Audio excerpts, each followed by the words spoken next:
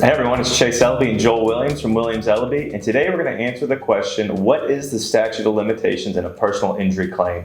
So generally speaking, Joel, what is the statute of limitations? So in its most basic sense, the statute of limitations is the last day that you could legally file a lawsuit for whatever you have to bring a lawsuit for. Right, so it's the time that you have to bring a claim for whatever the incident might be.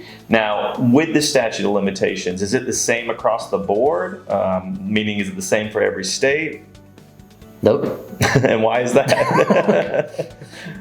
It varies from state to state, Right. and it can even vary from claim to claim, Right. different types of claims within a particular state. And that's because different legislative bodies for different states have determined that they believe that 1 year or 2 years or 3 years or 4 years is the time amount that someone should have to file a lawsuit for a particular type of claim in their state. And so obviously different legislative bodies, whether they're conservative or liberal or progressive or moderate or whatever, are going to have different opinions on that. And so it does vary from state to state. Probably the most common, and this is not like saying this is going to apply to whoever's watching this video's claim, but just the most common that we see is usually 2 years. Right, yeah, so statute meaning it's codified, limitations meaning there's a code section in your state that limits when a claim can and can't be brought. And to your point, it varies for a car wreck case, med mal case, premises case, whatever it might be. So there's always different things you need to look at when determining what the statute of limitations are. Another thing to consider with the statute of limitations, especially in the state of Georgia, is we have what are called tolling provisions. So generally, Joel, what are tolling provisions? So a tolling provision is going to be something that's written into the law that gives you additional time. In other words, the 1 year or 2 year, 3 year, 4 year time period that you had to file a lawsuit doesn't begin to run or start, the clock doesn't start ticking until after some other event has taken place. Yeah. So the most common in Georgia would be, let's say there's a car wreck and somebody dies in the car wreck, and the person who caused the wreck's getting charged with vehicular homicide or some crime like that. There's an open criminal investigation. Then the statute of limitations for that wreck itself will not begin to run, or the clock doesn't start to tick until after the criminal investigation is over. Right, I think a good way to kind of, a real world example, like let's say the wreck happened on January 1 of 2023. The person who caused the wreck gets a ticket on March 1 of 2023 that they plead guilty to, and it's finally disposed of in the criminal court.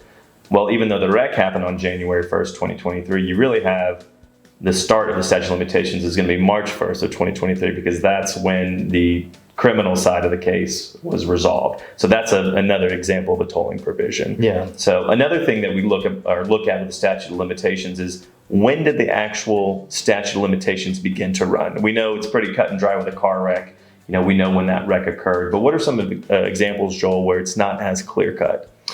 Probably the most common example would be, and like I said, all this is coming back to the state of Georgia because it is all very state specific. But in Georgia, if you've got a medical malpractice case where there's a failure to diagnose, right? So let's say somebody's they go to their dermatologist, they have a mark on their arm.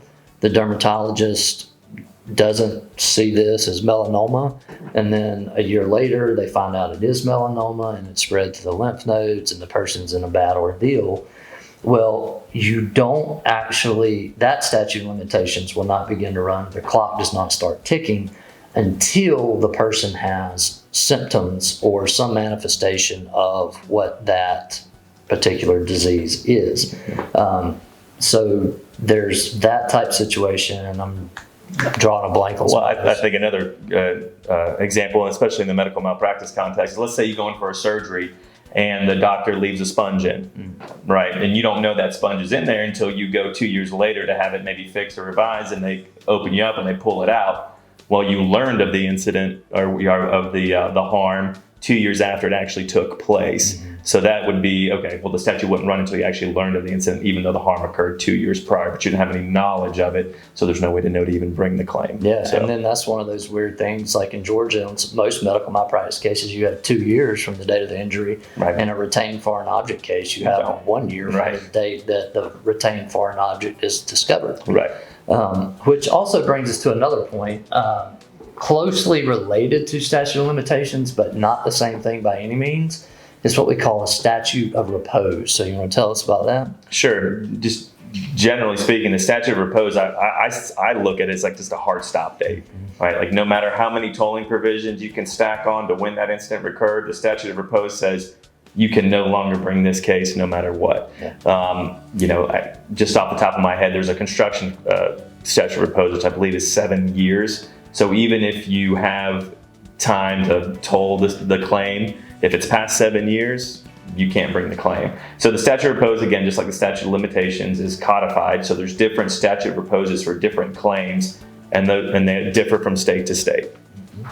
Yep. So the long and short of it is the statute of limitations and the statute of repose are time limits that you have to bring a formal lawsuit. So if there's anything that we think you should take from this case, it is if you're going to hire a lawyer, then you should do so as soon as possible so that they can have time to investigate your case, to get everything they need to try to get your case settled without filing a lawsuit. But then if they can't get it settled without filing a lawsuit, it still leaves them plenty of time to file a lawsuit before the statute runs.